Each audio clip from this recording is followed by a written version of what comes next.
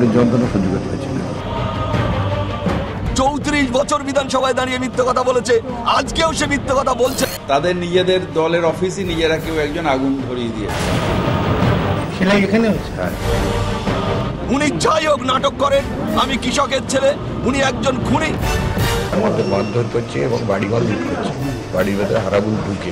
Meeting চলাকালীন তিনি ঢুকে এলেন আর প্ররোচনা দিলেন, আর তারপর গিয়ে শুয়ে নাটক করছেন।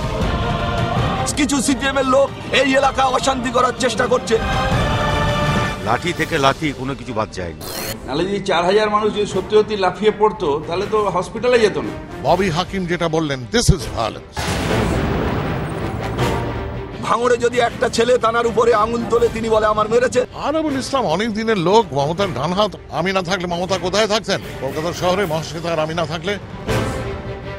আমরা অবিলম্বে আরাবুল ইসলামের গ্রেপ্তার দাবি করছি। তৃণমূল কংগ্রেসকে যে কত পেছনে ঘটিয়ে দিল এই একটি ঘটনা।